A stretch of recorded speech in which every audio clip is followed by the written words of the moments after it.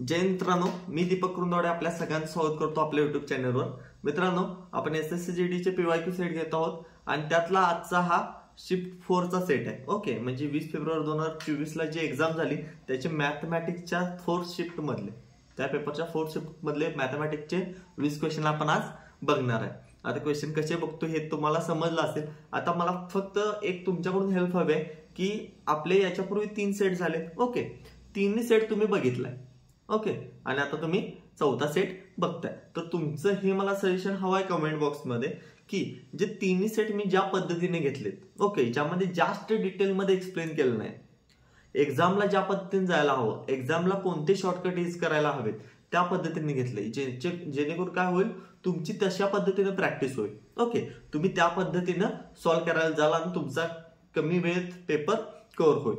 तर मला एक सजेशन असं द्यायचं आहे की आहे असं ठेवू, म्हणजे जसं स्पीड मध्ये घेतोय गोष्टी, अगदी शॉर्टकट मध्ये घेतोय, आहे असं ठेवू की लेक्चरला घेतोय तसं डिटेल एक्सप्लेन करू पुढचे सेट, तर हे तुम्ही मला आजच्या सेट मध्ये सांगायचं आहे। ओके, तर हे तुम्ही नक्की कमेंट बॉक्स मध्ये सांगा। मी आजच्या सेटला सुरू करतो।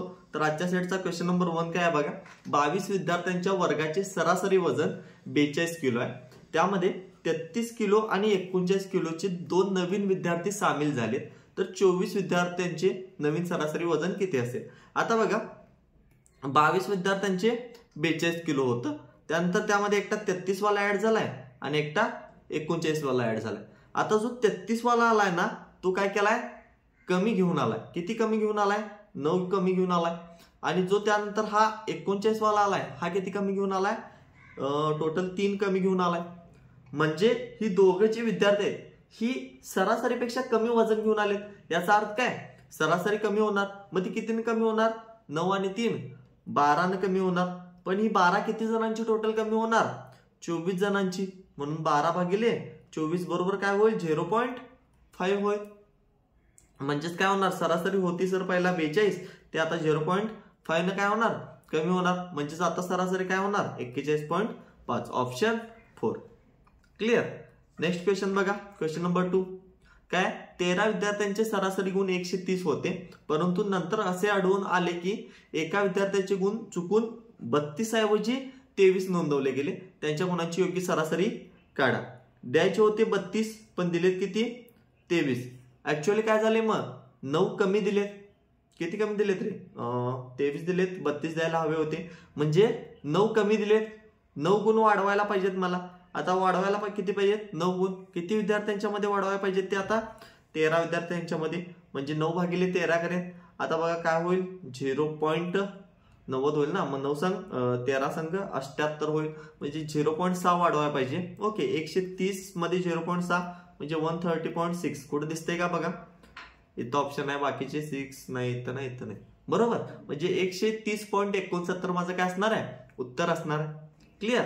आता पुढचं एक्झाम्पल बघा, क्वेश्चन नंबर 3 2 वर्षासाठी ठराविक व्याजदरावर मूळ रकमेवर साधारण व्याज आणि चक्रवाढ व्याज अनुक्रमे 12,800 आणि 14,400 आहे, तर मूळ रक्कम किती, मुद्दल मला काढायची आहे। आता इथं बघा, 2 वर्षाचं सरळ व्याज जे आहे ते किती आहे, 12,800। 2 वर्षाचं सरळ व्याज किती आहे, 12,800। मग 1 वर्षाचं सरळ व्याज किती असेल सांगा, 6,400 असेल, बरोबर। 1 वर्षाचं सरळ व्याज काय असेल, 6,400। म्हणजे पहिल्या वर्षात सरळ व्याज असेल 6,400 आणि दुसऱ्या वर्षात सरळ व्याज असेल 6,400। हे काय झालं, सरळ व्याज, एस आय। ओके, त्यानंतर जे सीआय आहे, जे चक्रवाढ व्याज आहे, ते पहिल्या वर्षात 6,400 असेल, कारण जेवढं सरळ व्याज आहे तेवढंच चक्रवाढ व्याज असतं। पण दुसऱ्या वर्षाचं किती असेल सांगा, दुसऱ्या वर्षाचं किती असेल, तर यातून सर मी 6,400 वजा करतो, कारण टोटल 14,400 आहे ना, त्यातनं जर मी 6,400 वजा केलं तर मला किती मिळेल, सर 8,000 मिळेल। म्हणजे 8,000 हे काय आहे, दुसऱ्या वर्षाचं चक्रवाढ व्याज आहे। ओके, डिफरन्स कितीचा आहे दोघांमध्ये, 1600चा आहे।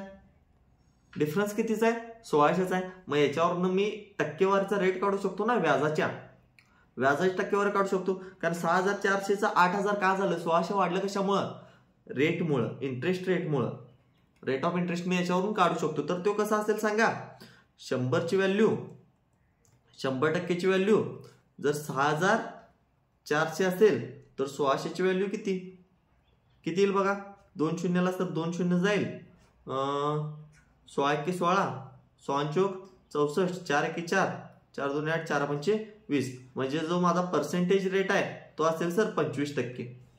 ओके, म्हणजे इथं मला काय मिळालं, व्याजदर मिळाला. व्याजदर किती आहे, 25%. आता मी सिंपल काढू शकतो. काय काढायचे, मला मुद्दल काढायचे. म्हणून मी काय करतो, SI बरोबर, आता SI बरोबर लिहिण्यापेक्षा SI किती आहे सांगा, सरळ व्याज 1 वर्षाचं किती आहे, 6400 बरोबर. मुद्दल मला काढायचे, मग मुद्दलसाठी मी P आहे असं ठेवतो. गुणले काय दिले त्यांनी, पर्सेंटेज रेट दिला 25%. 25% म्हणजे काय, 25/4 आणि गुणले इथं भागिले 100, तर मला घ्यावंच लागतं. 25/4 येणार नाही, थांबा एकच मिनिट, इथं 100%. आता टाइम पिरियड मी इथं घेतला नाही का सांगा, कारण टाइम मी 1 वर्षाचा वापरला. आता सॉल्व्ह करा ना, किती येईल आन्सर बघा, 25 एके 25, 25 चौक 100, मग P बरोबर काय येईल 6400 गुणुले 4, 4 चौक 16, 4 पंचे 20 आणि 1 21, सॉरी एकच मिनिट, 4 चौक 16 होईल आणि 4 सम 24 आणि 1 25 होईल. 2 0 आहेत असं. P किती आलं माझं, 25,600, ऑप्शन ए. क्लिअर. काय काय केलं मी, रेट ऑफ इंटरेस्ट काढला, त्याच्यानंतर मुद्दल काढली. ओके, अशा पद्धतीनं सॉल्व्ह करावं लागेल तुम्हाला, कारण ऑप्शन नाही. ठीक आहे. त्यानंतर क्वेश्चन नंबर 4 बघा. आणखी 10% तोट्यात एक वस्तू विकतो. जर त्याने ती वस्तू 30% कमी किमतीत विकत घेतली तर 26 रुपये कमी दराने विकली. ओके, तर 10% नफा होईल. आता काय सांगितलंय त्यांनी, अंकित एक वस्तू काय 10% तोट्यात विकतो म्हटलंय. म्हणजे समजा 100ची वस्तू असेल तर तो विकतो कितीला, 90ला. आता पुढं काय सांगितलं त्यांनी, समजा त्याने ती वस्तू 30% कमी दरात विकत घेतली. ओके, म्हणजे 100ची वस्तू जर समजा 30% कमीत विकत घेतली, म्हणजे 70 विकत घेतली आणि 26 रुपये कमी दराने विकली, तर त्याला 10% नफा होतो. म्हणजे 70 वर काय होतो, 10% नफा होतो. आणि 70 वर 10% नफा झाला तर कितीला विकायला पाहिजे त्याला, 77 रुपयाला. कारण 10%ची व्हॅल्यू 7, 70, 10% नफा झाला तर 77 रुपयाला विकायला पाहिजे. आणि तो ज्या वेळेला 90ची वस्तू आता 70ला विकायलाय, तर त्याने काय केलाय, कितीचा डिफरन्स आलाय, 13चा. तर या 13ची व्हॅल्यू त्यांनी दिली 26. कारण का, त्यांनी काय सांगितले, 26 रुपये कमी दराने विकली. 90ला विकत होता, 77 विकला, 26 रुपये कमी दराने विकली. ऍक्च्युअली तर 13 कमी झाले, पण त्याची व्हॅल्यू ओरिजिनल किती दिली त्यांनी, 26. आता सिंपल गोष्ट लक्षात घ्या, जर त्याने 13ची व्हॅल्यू 26 दिली असेल तर 1ची व्हॅल्यू किती होईल, 1ची व्हॅल्यू किती होईल, 2 होईल. आता त्यांनी विचारले खरेदी किंमत. खरेदी किंमत नेहमी काय असते, 100%. एकाची व्हॅल्यू 2 आहे, म्हणजे सर खरेदी किंमत इथं असेल माझी 200, ऑप्शन सेकंड. चला पुढे बघा. Question number 5. X1, X2, X3 90, 45 आणि 67.5 दिवसात काम पूर्ण करू शकतात. तिघांनी मिळून काम सुरू केले. X2 ने दिवस आधी काम सोडले तर किती दिवसात काम पूर्ण होईल. आता बघा, X1 आहे, X2 आहे आणि X3 आहे. तिघांना काय लागतात, याला 90 लागतात, याला 45 लागतात आणि याला 67.5 लागतात. आता मी 67.5 काय करतो माहित आहे, मी याला भाग देतो थोडा. ठीक आहे, 67.5 भागिले 10 करतो मी. किती मिळेल मला, भागिले 10 मी कशामुळे घेतला, हा पॉईंट घालून मी भागिले 10 घेतलं. ठीक आहे, कारण एक पॉईंट घालवायला भागिले 10 घ्यायला लागेल. मग 5 न भाग जातो, 5 2 10, 5 1 5. ओके, 5 3 15 आणि 5 25 होईल. बरोबर, म्हणजे 135/2 आला. आता मी याचं कसं लिहितो, 135/2 लिहितो. ओके, आता काय करा, याच्यावरून ना काढा तुम्ही लसावी यांचा. किती येईल, याचा लसावी 135 येतो, कारण 9 ने पण भाग जाईल, 45 ने पण भाग जाईल. 0 ठेवीन मी, कारण 90 ने भाग द्यायचा आहे मला. ओके, 90 ने भाग द्यायचा आहे, त्याच्यामुळे मी 0 ठेवला. आता बघा किती किती इफिशियन्सी, 90 भागिले 135 काय होईल, 9 1 9, 9 5 45, म्हणजे 15 न भाग जाईल. ओके, 15 न जाईल का, 0 ला 0 कॅन्सल होईल ना, बरोबर, 15 ने भाग जाईल. 45 दोन्ही 90 45 30 135, 30 न भाग जाईल बघा. आणि इथं 135 आहे म्हटल्यावर 2 आणि 0, 20 न भाग जाईल. ठीक आहे, म्हणजे इफिशियन्सी मला X1 ची 15 आली, X2 ची 30 आली आणि X3 ची 20 आली. आता त्यांनी काय सांगितलंय, तिघांनी मिळून काम सुरू केले, पण X2 ने काम पूर्ण होण्याचे 13.5 दिवस आधी काम सोडले. काम तिघं पण करणार शेवटपर्यंत. ओके, पण काम पूर्ण होण्याच्या 13.5 दिवस आधी X2 न सोडले. म्हणजे X2 सोडल्यानंतर X2चं काम शिल्लक किती राहणार आहे सांगा, 13.5 दिवसाचं काम शिल्लक राहणार आहे. x2 ची इफिशियन्सी तर किती आहे सर 30 आहे. म्हणजे टोटल काय मी तर शिल्लक किती राहणार आहे 30 आहे म्हटल्यावर 0 ला 0 कॅन्सल होईल आणि 3 न डायरेक्ट भाग द्या म्हणजे या पॉईंटला 0 कॅन्सल होईल असं म्हणतोय मी. ठीक आहे, इथं आता भाग द्या. 3 15 हातच्याला जाईल 1 3 त्रिक 9 आणि 1 10 3 त्रिक 9 आणि 1 4 म्हणजे 405 काम एक्स्ट्रा शिल्लक राहील. ओके, आता जर मला टोटल काम हे तिघं मिळून किती दिवसात करतात काढायचं असेल तर काय करायचं, जे काम शेवटला त्यानं शिल्लक ठेवून गेलाय ते काम टोटल वर्क मध्ये ऍड करायचं. ओके, म्हणजे 1350 अधिक 405 करेन मी, किती मिळेल मला 1755 मिळेल. आणि हे 1755 जे काम आता माझं शिल्लक राहिलंय हे मला आता तिघांच्याकडून करून घ्यायचं आहे. म्हणजे तिघांची इफिशियन्सी किती आहे 15 हे 45 अधिक 20 65 होईल. बरोबर, मग बघा काय येईल 5 आणि इथं 5 आहे. ऑप्शन वरनं सॉल्व्ह करा रे. मी सांगितलं तुम्हाला मागच्या लेक्चरमध्ये याचा आणि याचा गुणाकारचा युनिट डिजिट याच्या एवढा यायला पाहिजे. 4 पंचे 20 झिरो येणार नाही. 8 पंचा 85 किती होईल 40 झिरो येणार नाही. 7 वाजा 35 5 येतोय बघा इथं, हे येऊ शकते आन्सर. आणि 5 वाजा 25 हे पण येऊ शकतं. अरे 2 ऑप्शन मिळाल्यात. आता सर काय करायचं, आता भाग द्यायचा ऑप्शन नाही. जर दोन्हीनं येत नसेल तसं तर भाग द्यावा लागेल. मग भाग देताना मी काय करतो माहिती आहे 65 गुणले 25 करतो. भाग देण्यापेक्षा ना 65 गुणले 25 करतो. 25 न गुणल्यानंतर जर मला हे मिळालं नाही तर 27 माझं उत्तर बरोबर असेल. आता बघा 25 5 किती होईल 125. 5 हातच्याला जाईल 12 25 सक्क 150 बरोबर ना. 25 सक्क काय होईल 150 होईल. 150 अधिक 12 काय होईल 150 अधिक 12 किती होईल सांगा. तो माझा गुणाकार चुकला नाही येणार, बरोबर आहे. 150 अधिक 12 किती होईल 165. म्हणजे मला तिथपर्यंत मिळत नाही, म्हणजे माझं 27 दिवस आन्सर बरोबर असणार आहे बघा. ओके, कॅल्क्युलेशनला लावा काय लावायचं ते, पण 27 दिवस आन्सर बरोबर असणार आहे. जर हे सॉल्व्ह केला तर तुम्हाला मिळेल. त्यानंतर बघा क्वेश्चन नंबर 6 2016 भागिले 4 किती येईल बघा. इथं 2016 भागिले 4 केला तर 4 25 0 4 चौक 16 504. ओके, त्यानंतर अधिक 32 गुणले 6 करा 6 2 12 साइन त्रिकम 18 आणि 1 19 192 वजा साइन त्रिकम 18 3 2 6 आणि 1 7 78 वजा करा. आता सॉल्व्ह करा. हे कसं येईल बघा सॉल्व्ह केल्यानंतर 6 9 6 696 मधनं 78 वजा करा. 16 8 गेला 8 परत 8 8 गेलं 0 रे. आणि इथं काय होईल 606 येईल का. एकच मिनिट कुछ तो गडबड हो गई इधर. 9 8 जाईल रे, सॉरी 9 8 जाईल परत 16 8 जाईल 18 आणि इथं 618 येईल बघा. ओके, 8 8 घालवले मी पण 9 8 जाईल तिथं. क्वेश्चन नंबर 7 बघा. ठराविक रक्कम 10 वर्षात साधारण व्याजाने 7 पट होते. ओके, काय सांगितले रक्कम काय होते एकाची 7 होते. आणि मी सांगितलं तुम्हाला 7 पट जर रक्कम झाली तर व्याजदर किती लागतो 600% लागतो. आणि 600% व्याजदर किती वर्षात लागलाय 10 वर्षात. म्हणजे एका वर्षात किती लागला 60%. आता त्यांनी काय सांगितले 20 वर्षात समान साधारण व्याजदराने ती रक्कम किती होईल. एका वर्षाचा 60% व्याजदर आहे गुणले एकूण 20 वर्ष लागला समजा तर व्याजदर किती होईल 1200%. आणि व्याजदर 1200% झाला याचा अर्थ काय रक्कम 13 पट होईल. एक एक्स्ट्रा होते बरोबर, रक्कम काय होईल 13 पट होईल. आता क्वेश्चन नंबर 8 बघा. एक माणूस 1 रुपयात 35 आंबे विकत घेतो. सिंपल आहे बघा. एक माणूस 1 रुपयात काय करतो 35 आंबे विकत घेतो. म्हणजे 1/35 लिहू शकतो मी. गुणले त्याच्यावर 30% नुकसान होते म्हणजे 70% विकला तो 70 भागिले 100. आता मी सांगितलंय हे सॉल्व्ह करताना जितक्या रुपयाचा आहे ना काय विचारले त्यांनी 1 रुपयाला किती आंबे विकल्यावर म्हटले. मग 1 रुपये जो आहे ह्याला हलवायचं नाही, बाकी सगळं काय करायचं आहे करा. 1 रुपये हलवायचं नाही.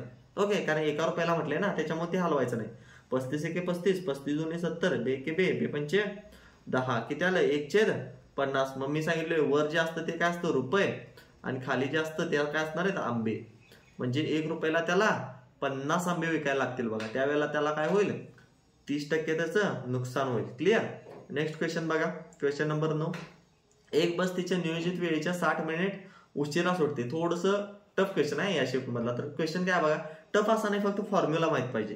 काय एक बस आहे ती 60 मिनिट उशिरा सुटाली परत 300 किलोमीटर दूर गंतव्यस्थानी वेळेवर पोहोचण्यासाठी तिचा सामान्य वेग 10 किलोमीटर प्रति तासाने वाढवला. स्पीड वाढवले तर बसचा सामान्य वेग किती. सामान्य वेग मला बसचा काढायचा आहे. आता माझ्याकडे एक फॉर्म्युला काय आहे, तो फॉर्म्युला अंतर बरोबर डिस्टन्स बरोबर तिचा सामान्य वेग म्हणजे यस कंसात सामान्य वेग अधिक किंवा वजा एसडी. एसडी म्हणजे काय असतं सांगा, जो डिफरन्स असतो सामान्य वेग मधला आणि सध्याच्या त्या बदललेल्या वेग मधला. एसडी म्हणजे थोडक्यात काय असतं, जितका वेग वाढलाय किंवा जितका वेग कमी झालाय ते असतं भागिले असतं एसडी. परत भागिले एसडी म्हणजेच काय, जो वेग कमी झालाय किंवा वाढलाय गुणले टाइम डिफरन्स म्हणजे जो टाइम वाढलाय किंवा कमी झालाय, उशीर जितका झालाय किंवा लवकर जितका पोहोचलाय तो टीडी असणार आहे माझा. आता डी तर त्यांनी दिलाय किती, 300 किलोमीटर दिलाय ना. त्यानंतर यस मला माहित नाही, तो यसच मला काढायचा आहे, हा यस पण काढायचा आहे. एसडी म्हणजे वेग किती झालाय, 10 किलोमीटर प्रति तासानं वाढलाय, म्हणजे वाढला असेल तर प्लस 10 येणार भागिले एसडी पण 10 येईल गुणले टाइम किती आहे इथं, किती दिलाय 60 मिनिट उशीर झालाय ना, म्हणजे 60 भागिले मी 60 घेईन कारण हे दिले हे मिनिटामध्ये तासामध्ये कन्वर्ट करायचं असेल तर मला भागिले 60 करावं लागेल.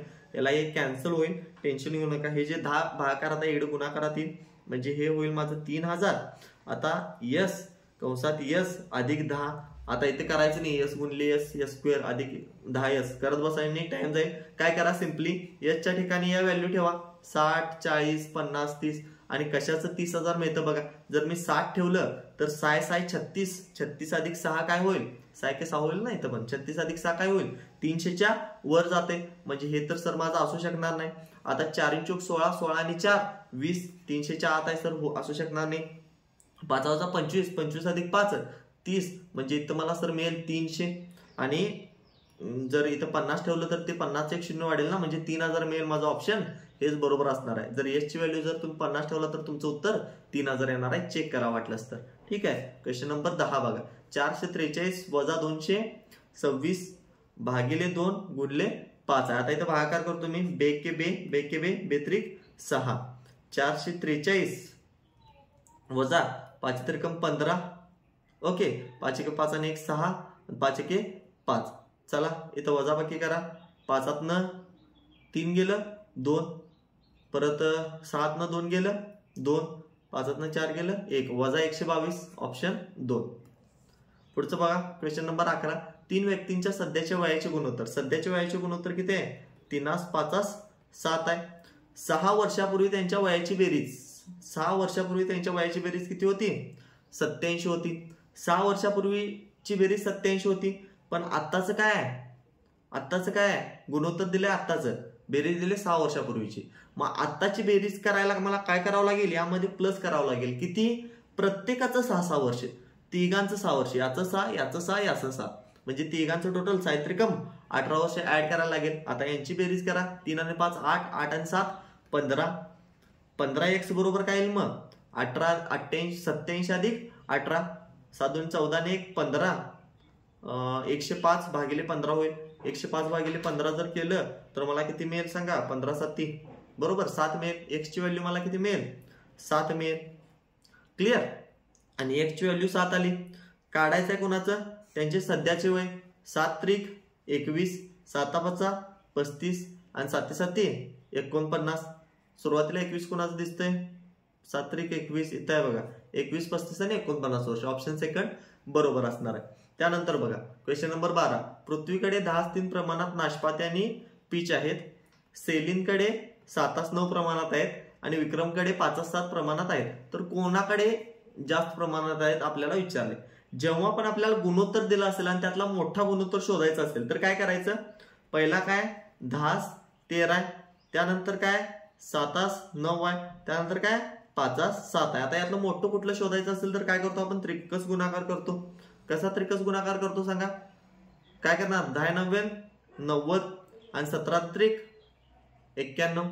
या दोघांमध्ये मोठा कुठला झाला, हा मोठा झाला, म्हणजे याचा तर विषय संपला. आता या दोघांचा त्रिकस गुणाकार करा, 7 7 49 आणि 5 9 45. यात पण मोठा कोण झाला, हाच मोठा झाला, म्हणजे याचा पण गुणाकार संपवा दे, एंड करा. ठीक आहे, मोठा कोण आहे 7:9, म्हणजे 7:9 जे प्रमाण आहे हे मोठं आहे, हे कुणाचं आहे, सेलिनचं, म्हणजे उत्तर माझं असणार आहे सेलिन. क्लिअर.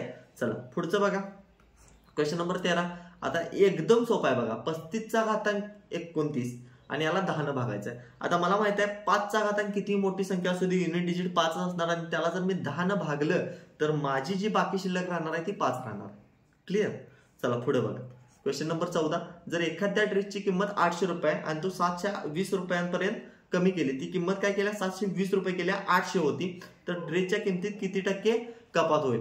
800 होती केल्या 720, कमी किती केल्या 80. म्हणजे 800चा 80 किती टक्के आहे सांगा? 10% आहे. इथं काय सॉल्व्ह पण करायची गरज नाही, डायरेक्ट कळतं. क्वेश्चन नंबर 15 बघा. गोलाची त्रिज्या 3.5 सेंटीमीटर आहे. गोलाचे एकूण पृष्ठभागाचे क्षेत्रफळ. आता एकूण पृष्ठभागाचे क्षेत्रफळ म्हणजेच काय? पृष्ठफळ म्हणू शकतो आपण, पृष्ठफळ म्हणू शकतो. तर गोलाचे पृष्ठफळ काढण्याचं म्हणजे सूत्र आहे ते काय? 4πr² आहे. किती आहे? 4πr². आता 4 आहे असं ठेवतो. पाय काय असणार आहे मग? 22/7 गुणले आर किती असणार आहे माझं? 35 आहे. 35/10 गुणले 3.5 आहे. 3.5ला मी 35/10 लिहिलं आणि 35/10 कारण स्क्वेअर आहे. आता काय कॅल्क्युलेशन करा. 7 × 7 7 + 35, 5 × 5 5 2 10, परत बेके. ओके. त्यानंतर इथं 5 2 10, 5 7 35, बेके 4, 11 22 गुणले 7 करा. 22 गुणले 7 केला. 7 2 14, हातच्याला 1, 7 2 14 आणि 15, 154 सेंटीमीटर स्क्वेअर. क्लियर. इतनी स्पीड होनी चाहिए आपकी कैलकुलेशन की. ठीक है. चलो क्वेश्चन नंबर 16 काय? 48. आता हे कंसातलं सॉल्व करा. मला किती मिळेल इथं? 12 मिळेल. ओके. 48 - 12 किती होईल? 36 भागिले 4 त्रिकम 12. उत्तर असेल माझं 3.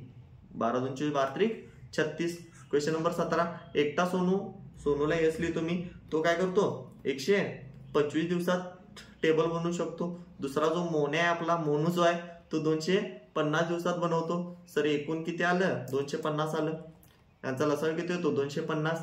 म्हणजे याचे किती येईल सांगा? 125 आणि 125 250. याची इफिशियन्सी 2, याची इफिशियन्सी 1. आता मोनू कामाला सुरुवात करतो आणि 75 दिवस काम करतो. यातला जो मोनू आहे ना एकटा, हा कामाला सुरुवात केला आणि त्यानं 75 दिवस काम केलाय. त्याची इफिशियन्सी 1 आहे. म्हणजे त्यानं 75 दिवसात किती काम पूर्ण केलेलं असणार आहे? 75 काम पूर्ण केलेलं असणार आहे. राहिलं काम किती सर शिल्लक? मग 250 - 75 करा. किती राहील बघा? 175 राहील.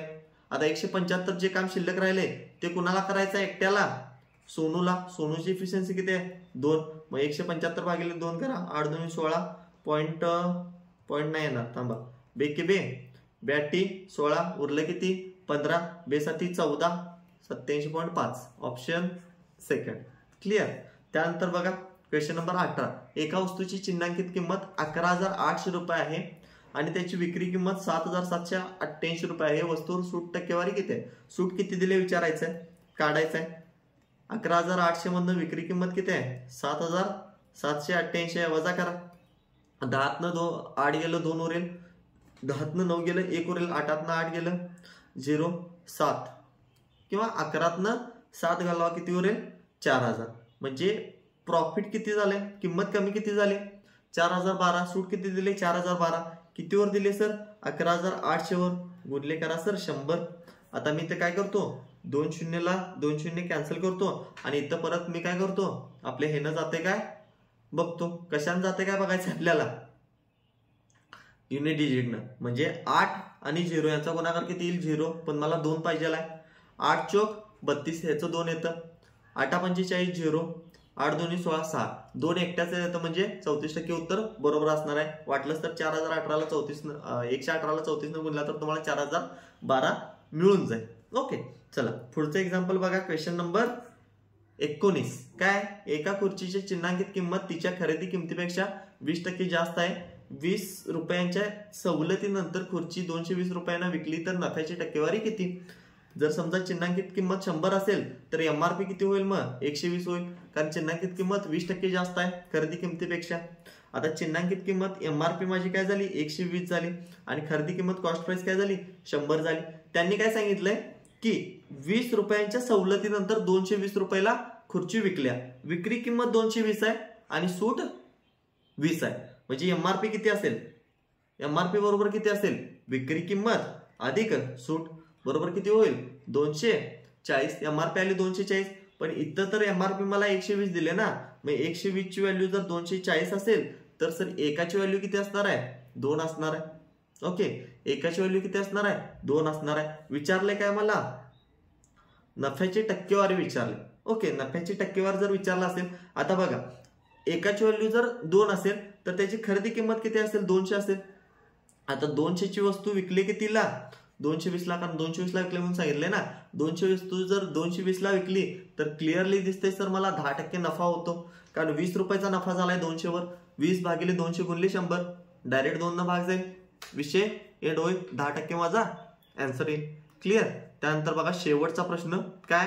विक्रमला एका परीक्षेत 32% गुण मिळाले आणि 15% गुणांनी तो नापास झाला. म्हणजे त्याला मिळाले किती? 32% गुण. अजून 15% गुण मिळाले असते तर तो पास झाला असता. जर त्याने 57% गुण मिळवले, किती? 57% गुण मिळवले, तर त्याला उत्तीर्ण होण्यासाठी आवश्यक असलेल्या गुणांपेक्षा 10% गुण अधिक मिळाले. म्हणजे यातून जर मी 10% वजा केले तर त्याचे उत्तीर्ण गुण मिळतील. त्यांनी काय सांगितले? 32% मध्ये अजून 15 मिळाले तर मला तो पास होईल, आणि 57% मधून जर 10 वजा केले तर तो त्याचं ते पासिंग मार्क असतील.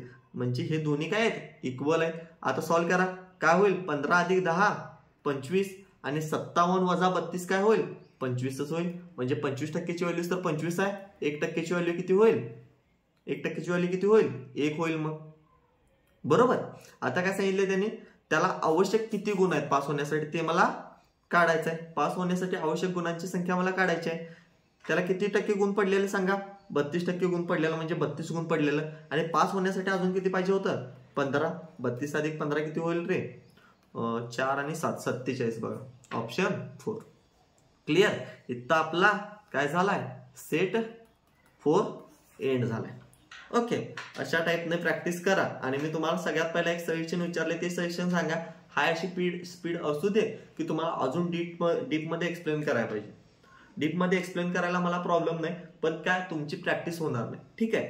तुम्हाला सवय लागली की जसं लेक्चरमध्ये सर शिकवतात अगदी स्टेप वाईज तसं सॉल्व्ह करायचं, आणि मॉक टेस्ट देताना तुम्ही त्याच्यामध्ये अडखळत आहे. तुमचा तोच अप्रोच राहतो. मेथड तुमची चुकते तिथं, आणि त्याच्यामुळे जास्त वेळ जातो आणि तुमचा पेपर कव्हर होत नाही. ओके. आणि ज्या वेळेला टाइम जास्त जात असतो ना, त्यावेळेला प्रेशर येतं माइंडवर की आपल्याला 60 मिनिटात ते कव्हर करायचं आहे. माइंडवर प्रेशर आलं ना, तुमचे मेथड चुकायला लागतात, आन्सर चुकायला लागतात. त्याच्यामुळं स्पीड वाढवा. आणि स्पीड वाढवायची असेल तर याच टाईपचे प्रॅक्टिस सेट तुम्हाला करावे लागतील.